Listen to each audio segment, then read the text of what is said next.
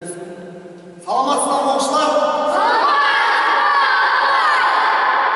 Бүгін сабақта кім жоқ?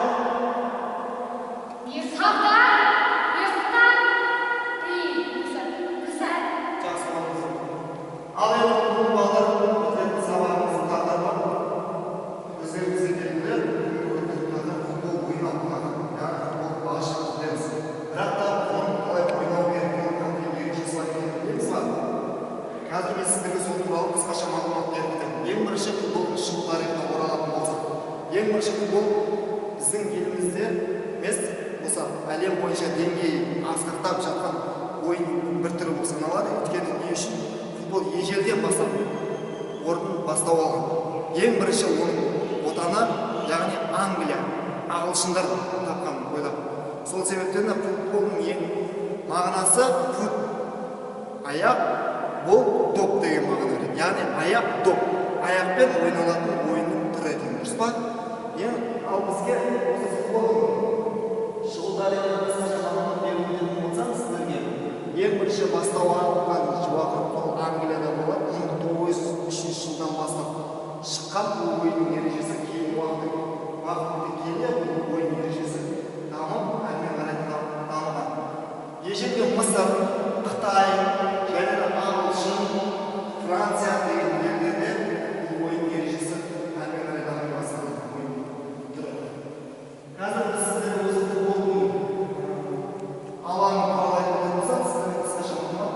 Футболдың алаңы ұзын ені, яғни футбол алаңы ол стадионның оның ұзындығы 130 метр болады. Ұзындығы ені 60-70 болады. Ұзындығы ал қақпаның ұзындығына келетін болсақ, қақпаның биіктігі егеде 44 сантиметр болады. Яғни 2 метр 44 сантиметр болады биіктігі. Ал екі жағында алаң безманатан болсақ, 7 метр 22 сантиметр болады. Екі жағында стойкасын. Ал оның қақпаны былай айтып түсінетін болсақ, қақпаны сетка қабатталады, яғни сетка қосылады. Доптың келгеніңізде сол сеткаға соғылуы. Және де ойын футболда неше команда ойыншылар болады, әр командада 11 ойыншыдан болады, дұрыс па? Мысалға, ойынның уақыты қанша минуттан болады, білесіздер ме? Жоқ, 45 минуттан қайыр команда 45 минуттан 90 минут аралық болады. Ал біз уақытта бірінші таймнан кейін өзіміз, яғни ойыншылар демалу уақыты 15 минут. Көріп отырсыздар ма? Доптың салмағын алатын болсақ, доптың салмағы, қолымыздағы доптың салмағы 396-456 грамм болады. Қараңыздар. Ал доптың шеңбері, допты көріп отырсақ, яғни жер шар тәріздесінде, дұрыс па? Ал бұның шеңберін алып қарайтын болсақ, 48-56 миллиметрге болады. Доптың шеңберінің өзі. Сол себептен де біз футболда кеше бүгін ғана емес, ежелден бастау алғанын көріп отырмыз. Қай мемлекеттен шыққан екен футбол?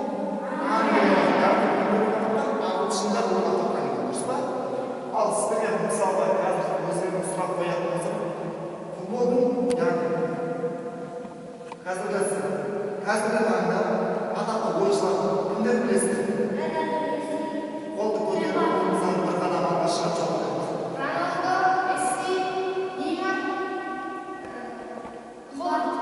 Жақсы болыңыз отырамыз. Осы команда, осы айтылған ойыншыларымыз қай командада ойын көрсететінін білесіздер ме? Криштиану Роналду ше қай командада ойын көрсетеді? Қазіргі таңда қай командада ойнайды?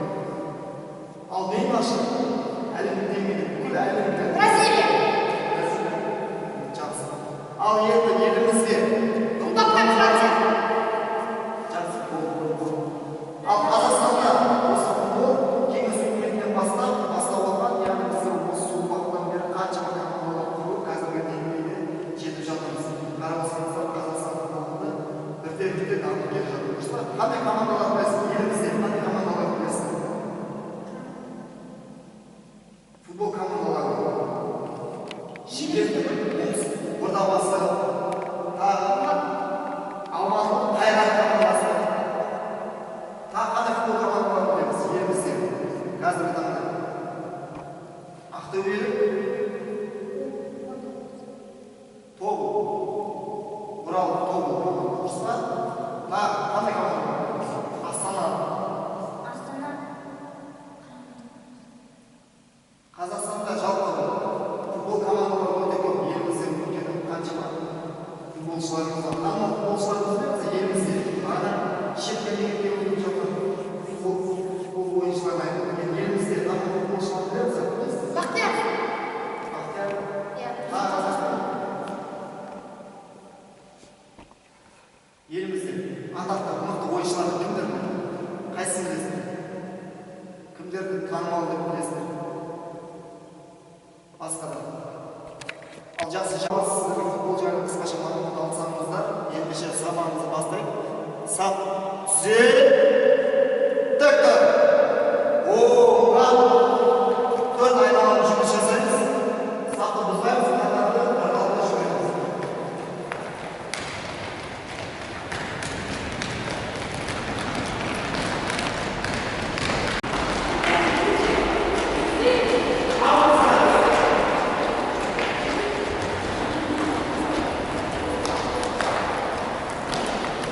Алға жүреміз.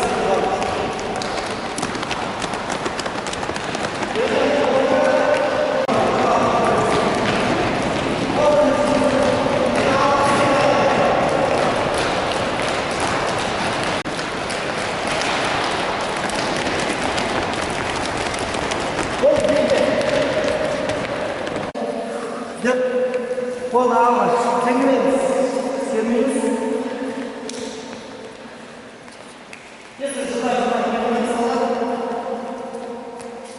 Сап болып тұрамыз. Сап. Есепті сап болып тұрмыз. Жақсы орнымызға отырамыз. Екілер, бірлерін алышамыз. Қадар бірлерін сапал. Жақсы. Ал енді сабағымыз басталған соң дене жүгіріп берген соң әрине бірінші дене қызып жаттығулар жасайтын боламыз. Қазір менімен бірге бірге жаттығу жасайтын боламыз. Келісіз ба? Аяқ қол еңбегіне, яғни бердім. Қолды беге қоямыз. Басты. Оңға қарай. Егер солға қарай егер. Бір, екі, үш, төрт, бір дейсіз, бір де әрбайсыз ақ. Бір, екі, үш, төрт, бір, екі, үш, төрт, бір, екі, үш, төрт, бір, екі, үш, төрт, жақсы. Бір, екі, үш, төрт, бір, екі, үш, төрт, бір, екі, үш, төрт, бір, екі, үш, төрт. Жақсы жаттығуымыз аяқталды. Енді жаттығуымыз екі қолды тізеге қоямыз. Тізені жиі қарай егіліп, сыртқа қарай егіліп айналып түсіп тұра жаттығу кәт бастаймыз. Бір, екі, үш, төрт, бір, екі, үш, төрт. Яғни қолымызды жаттығу жасаймыз. Түсіп тұра айналамыз, бірінші айналамыз, жаттығу бастаймыз. Бір, екі, үш, төрт, келесі аяқта. Бір, екі, үш, төрт, келесі аяқта. Бір, екі, үш, төрт, бір, екі, үш, төрт. Жаттығуды қайталаймыз, тұрады. Бір, екі, үш, төрт, бір, екі, үш, төрт. Жаттығуымыз осымен аяқталды, ағалар. Мынау сіздерге көрсетіп өткендей. Оның барлығы яғни кедергі былайша айтқанда фишка дейміз. Осы фишканы қазір қоямын. Топпен сол кедергілер арасынан алып жүреміз. Түсінді ма?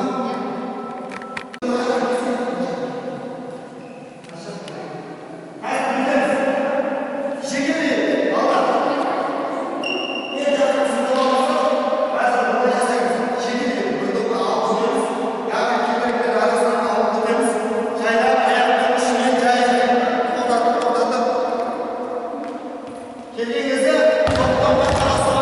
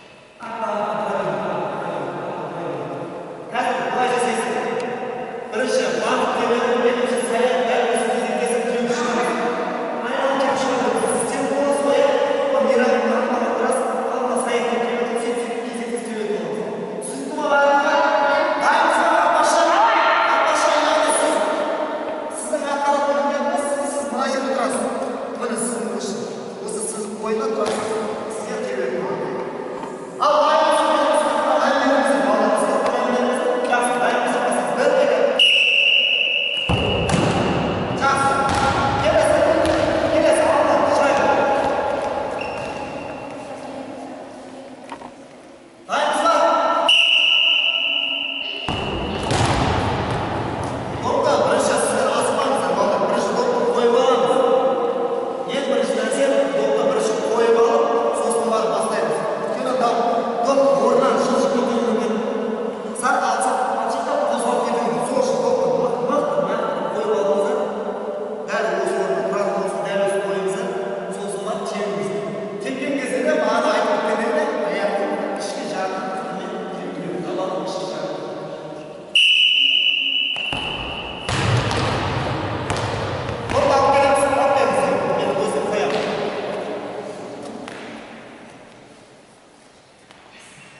Sınıfta yaz.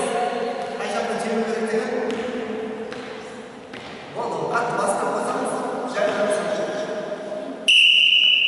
Çeviriyoruz. Top attırıyoruz. Bırak adam basa oldu. Ballar topla bırak adam basa oldu. Yaran bizi barat aldı. Yani жақсы yaran. Келесі ойыншымыз. Келіңіз. Кім? Халима. Ali. Бірінші допты қойып аламыз да. Яғни допты там орында тұрған сезім болады. Және де жегетін кезде мына аяқтың үш жағын былай дұрыс бағытта бағыттап түсіндіңіз ме? Қысқартып дайынсыз ба? Дайынсыз ба?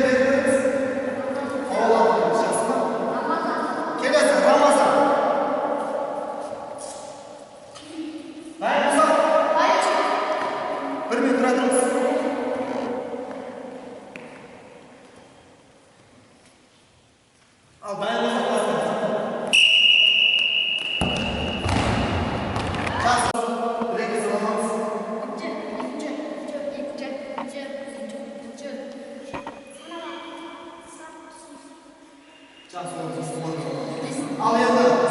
Kadar mısın? Güzel. Tıktı.